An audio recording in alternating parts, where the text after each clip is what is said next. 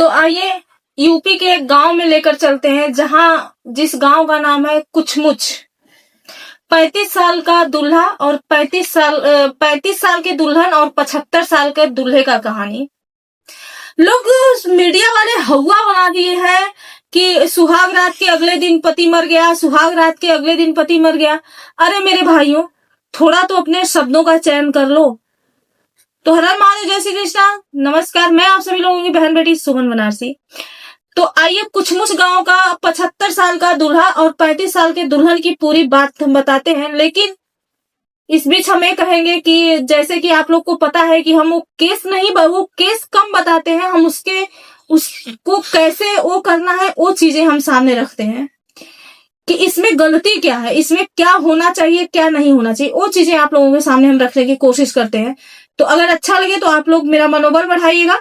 बहुत बहुत धन्यवाद। तो एक 75 साल के जो है कि आदमी बुढ़ऊ दादा होते हैं, और वो एक सबसे गांव में बोलते हैं कि मैं शादी करूंगा। शादी करने का फैसला क्यों लेते हैं? क्योंकि उनके पास बीवी बच्चे नहीं होते हैं और खेती बाड़ी सब कुछ होता है, उनकी शादी नहीं हुई होती है। तो एक गांव का लड़का होता है, जैसे कि गांव में ही अगुआ मिलते हैं, अगुआ तो गांव का ही होता है। तो गांव का एक अगुआ होता है और वो उस लड़की औरत को जानता है, और वो औरत 3 बच्चों की माँ होती है। तो वो उस औरत से बोलता है कि भाभी जो है कि हमारे यहाँ एक आदमी है और उसके पास परिवार नहीं है, घर संसार उसका नहीं है, आप उससे शादी कर लो और आपकी जिंदगी सेट हो जाएगी। और वो औरत अपने 3 बच्चों के साथ, उसका पति मर चुका होता है, वो 3 बच्चे होते हैं, 3 बच्चों के साथ वो एक दुकान छोटा सा खोल करके दुकान चलाती रहती है और बोलती है कि नहीं, मैं ठीक हूँ, यहीं पे हूँ, मुझे शादी विवाह नहीं करना है, मुझे 3 बच्चों की जिम्मेदारी है, पढ़ाना है, लिखाना है, मुझे शादी विवाह नहीं करना है। लेकिन बहुत प्रेशर डालने के बाद, बहुत जोर डालने के बाद, नहीं शादी कर लो, बच्चों की लाइफ सेट हो जाएगी। तो वो औरत तैयार हो जाती है, लेकिन विधि का विधान कुछ और ही था। शादी के लिए तैयार हो जाती है, वहां पे हर बात तो दोनों लोग में होता है, दादा और इनकी होने वाली पत्नी में। तो बोलते हैं मेरे पास बहुत खेती बाड़ी है, मैं तुम्हारे बच्चों के नाम 1-1 लाख रुपया जमा कर दूंगा, और मैं जो है कि मेरे मरने के बाद मेरी जितनी प्रॉपर्टी है वो सारी प्रॉपर्टी आपकी हो जाएगी। तो मेरे मरने के बाद आप बहुत सुकून से, बहुत अच्छे से रह पाएंगी। उस दादा का सोच तो बहुत सही था, लेकिन उस दादा को ये नहीं पता था कि जो मैं ये सब बोल रहा हूं वो पूरा कर पाऊंगा या नहीं कर पाऊंगा। 75 साल उम्र का मतलब आप समझते हैं, यही कि प्राण अभी निकल जाए या 1 घंटे बाद निकल जाए। कोई 75 साल के बाद कोई जिंदगी की जो है कि बुनियाद नहीं होती है, कब खत्म हो जाएगी जिंदगी। लेकिन दादा ने समझदारी दिखाते हुए कोर्ट मैरिज किए। कोर्ट मैरिज करने के बाद मंदिर में उन्होंने शादी किया। शादी करने के बाद अपनी बीवी को अपने घर पे लेके गए। बीवी के कहने के अनुसार उन लोगों ने काफी रात तक एक दूसरे से बातें किए, खाना पीना बनाया गया, और उस मतलब औरत की बेटी ही खाना बनाई, खाना वाना वो लोग खाए, और काफी रात तक बात करने के बाद उस जो औरत बोल रही है, मैं वो बात आप लोग को बता रही हूँ। वो औरत वो उनका पति बोलता है कि तुम जो है कि अंदर जाके सो जाओ बच्ची के साथ, और मैं बेटे के साथ बाहर सोता हूँ, क्योंकि ये रास्ता का घर है, यहाँ लोगों का आना जाना रहता है। औरत चली जाती है अपने बेटे के पास सोने के लिए, और जो है आदमी बाहर अपने बेटे के साथ सोता है, जो हाल में ही उसी दिन उनका बेटा बना था।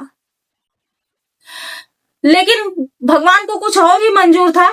सुबह होते होते उस आदमी की तबीयत खराब हो जाती है और वो आदमी का देहांत हो जाता है। अब ये औरत ना घर की हुई ना घाट की हुई, घर की ना घाट की क्यों नहीं हुई, ये मैं आप लोगों को थोड़ा सा प्रकाश डालने की कोशिश करती हूँ अपने विवेक द्वारा। क्योंकि कोर्ट मैरिज तो हो गया था, शादी भी हुई, लेकिन उसके मांग में सिंदूर सिर्फ 1 दिन के लिए सजा। दूसरे दिन उसके मांग का सिंदूर धो दिया गया, हाथ से चूड़ी तोड़ दिया गया, लाल साड़ी उतर गई, वो फिर से विधवा हो गई।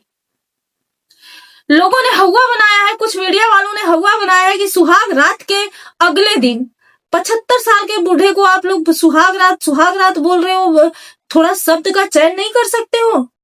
75 साल का दादा कौन सा सुहाग रात मनाएगा? मतलब ये आप लोग को समझ में नहीं आता है? बुद्धिजीवी लोग हो ना, इतना हवा किसी के इज्जत का क्यों बढ़ाते हो? यहाँ एक लेडीज के भी इज्जत की सवाल है और एक जेंट्स के भी इज्जत की सवाल है। जेंट्स का क्या, एक बुढ़ऊ दादा के भी इज्जत की सवाल है। वो सिर्फ एक रोटी समय से हमें मिले, हमारा कपड़ा धुला हुआ मिले, हमें खाना बना करके मिले, इसलिए वो शादी का फैसला लिए थे।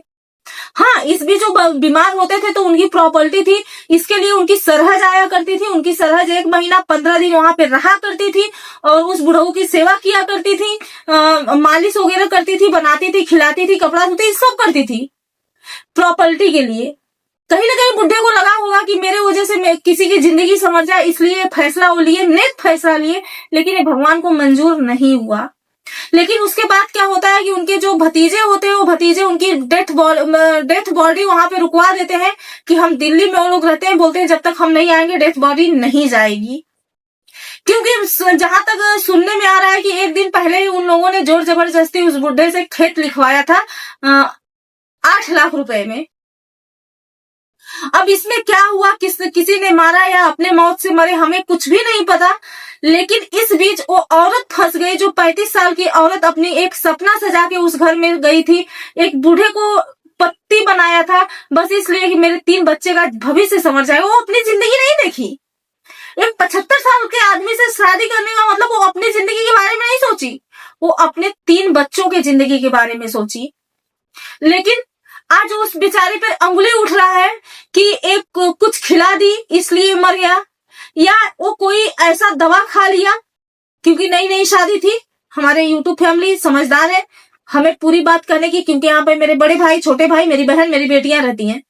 या कोई ऐसा ओवरडोज दवा ले लिया जिससे मर गया। ये तो पोस्टमार्टम का रिपोर्ट आने के बाद ही पता चलेगा, हमें इस बारे में नहीं पता। लेकिन 75 साल का बूढ़ा कौन सा दवाई खा सकता है, और 75 साल का बूढ़ा कौन सा सुहाग रात मना सकता है?